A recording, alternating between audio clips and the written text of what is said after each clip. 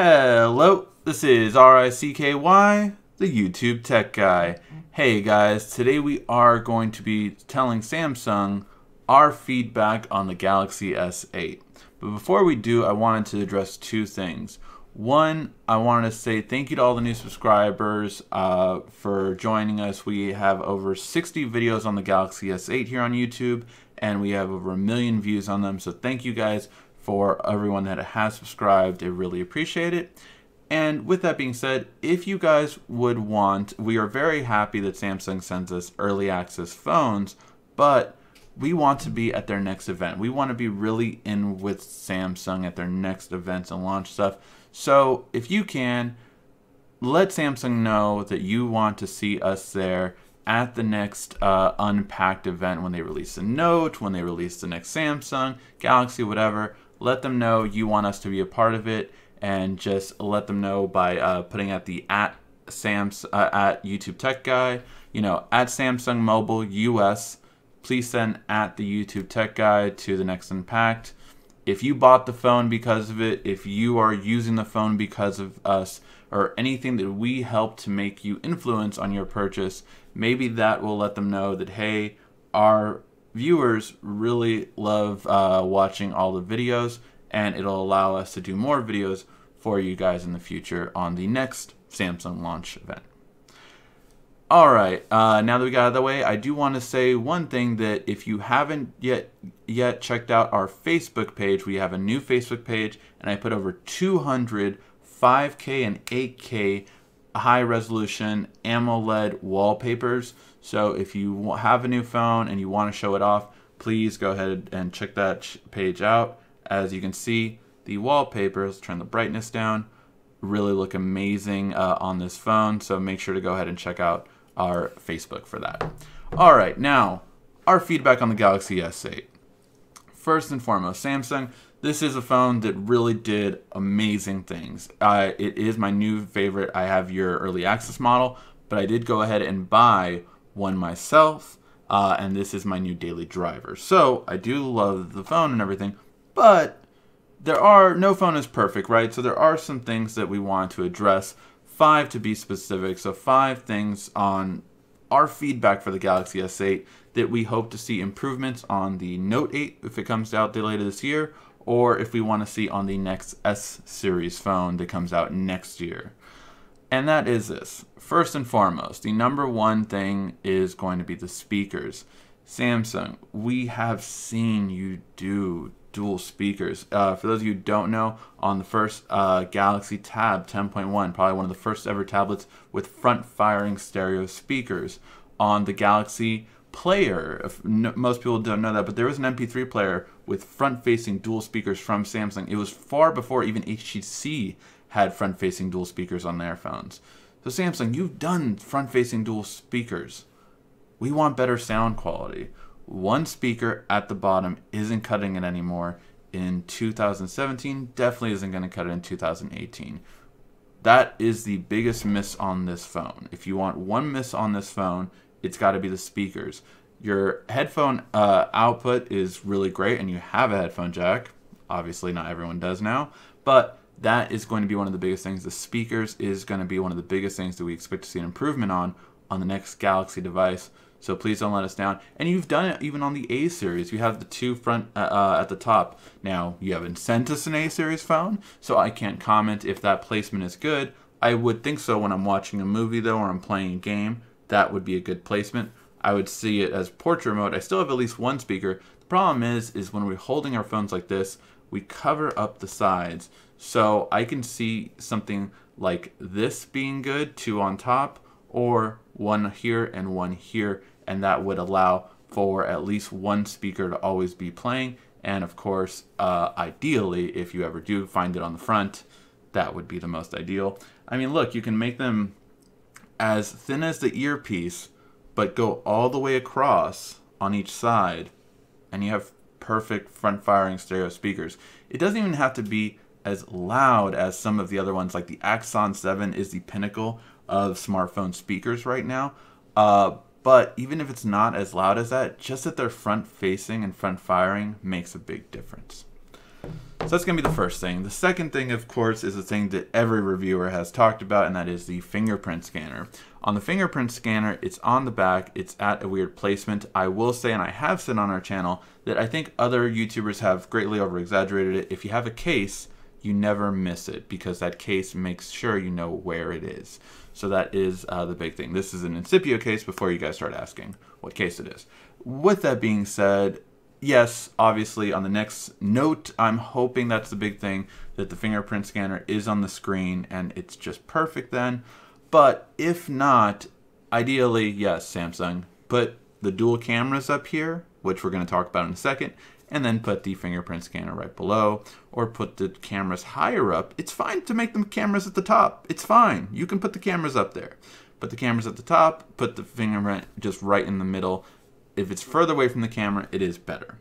Now, again, for me, fingerprint placement was not the end of the world, but for a lot of other people, we have obviously voiced the opinions you can see on YouTube for it, and although I originally ripped on it for being there, I have since not really cared. However, I am right-handed. For left-handed people, that's what you need to care about, and that's why you want it more in the middle. The third part is Bixby. Let's talk about Bixby. Now, first of all, Bixby Voice isn't out yet. Bixby Vision, I think, is a really progressive thing. You took 7 different apps and put it into one simple built-in app. I love the idea behind Bixby Vision. Bixby Home, you need to fix that transition, because when I swipe over, it's still taking too long.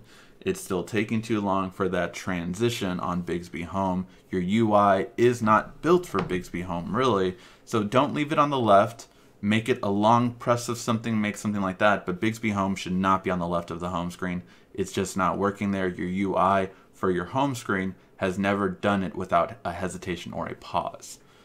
That being said, Bixby Voice isn't out yet, so we can't comment on it. But this is what I want you to realize. You are touting Bixby as an alternative to something we already have on Android, right? Google Assistant. Then why stop at only that alternative? You have a dedicated button here. If in 2 or 3 months' time you really don't see people using the Bixby Voice button, then you know what? It's not something that you can improve upon. You know, you can improve upon it with more Viv integration from the company that made Siri that you bought. That can be great. But if people aren't using it after 2 or 3 months, you should make it remappable. I know you already stopped it from other apps that were doing it. I was one of the first people that had it remapped, so I can tell you I loved double-clicking and going to my gaming launcher, or clicking it once and going to my text messages. I love that. I'm not ideal about doing it as a camera button, because I already double-click the power button and my camera launches right away. So I don't need that, but I do want more options. That's what you're all about. If you want to give us alternative options to Google services, then why not give us alternative options on our phones for the hardware buttons you're creating? And you'll find that this extra button will make you unique. This extra button will be a selling point in itself. So even if Bixby doesn't work out, which again, if it works out, great, we're all going to start using it. But if you see it doesn't work out, then really think about remapping this button, and that remapped button that customers can do whatever they want with will be a huge selling feature. It's one feature that I love on the Active every year, so it's definitely something to take a look at. Fourth, dual cameras. Yes, we want dual cameras, but we don't want... there's 2 thoughts of dual cameras. There's either getting the wide shot or there's just getting the telephoto. I personally don't care for the wide shot. I know a lot of G6 users and other users like wide shots. I don't. I rather prefer it to have zoom. If we can get to the ideal what Oppo did and have a 5x zoom, you have hit the dream of every person that replaced their point and shoot cameras. We've had that dream for the longest time because we want to be able to zoom, especially when traveling. Zoom is the biggest thing. Now when we travel, we can zoom into the Eiffel Tower. We can zoom into that great landmark, the Leaning Tower of Pisa, all those kind of things. We can zoom into it. That is the dream of zoom on a smartphone camera. 5x would be perfection, but even if we can start at 3x, that would trump you over Apple, and it would have the great benefit of the zoom, having that dual camera. And of course, you get your instant selective focus. But you have to keep in mind, right now we're hearing Apple might have it on the front camera, so keep that in mind. If you want to stay one step ahead of them, put it not only on the rear camera, but on the front camera as well. Because right now, for those of you who didn't know, we've already done a video on it, you can do selective focus selfies. You have to be pretty close though in order to do it, but they do look amazing. So if you put dual cameras on the front and back, whole nother level. You already have the best aperture out of any smartphone camera on the front and rear camera, and that really stands out. So I would love to see that go one step further, having the first phone with dual cameras on the front and back, at least mainstream one. And finally, the last thing that I think a lot of people would agree with is go big or go home on the battery. What do I mean by that? I actually have a great battery life. I already did the battery test on the pre-production model and then on my regular model for the S8, and the battery life is really good. Is it the best I've ever seen? No, but I would like to see more battery, and that's the biggest other complaint that probably most YouTubers have had, is that with this we want to see a 4,000 milliamp battery. You've done it on the Active. You've done it on their smartphones, and if we can get a 4,000 milliamp battery on the Note 8, we can take a bigger phone. You don't have to make it the thinnest. You really don't. You can do your focus groups, do all that kind of stuff. You will find the answer is people will take a thicker phone with a longer battery. Not dramatically thicker. Yeah, you don't have to make a phone this thick. But yeah, you can make it thicker. You can get, add even half an inch to it. You can add even probably even a full one, or you can really add to it, not half an inch, but you can a couple centimeters to it, and you'll be fine. We will sacrifice thickness for battery life, and that's one of the biggest things. I know especially off of the first phone, you were timid, obviously, with them making the battery bigger, right? As well as you should be for how thin you kept this phone. But you can make it thicker and give us a bigger battery. This is us telling you it's okay. We give you permission. We will still buy it. We'll actually buy more of it if it has the longest battery life. If you can give the dream of a 2-day battery life for heavy users, that is everything to us. So that's our feedback on the Galaxy S8. For everyone watching this, let me know in the comment section down below if you agree with all 5 of these, if one doesn't matter to you, 2 don't matter to you. Give Samsung feedback so if they see this, they're able to take this and really see what everyone is saying. What is everyone really saying about this phone and what we would like to see improve?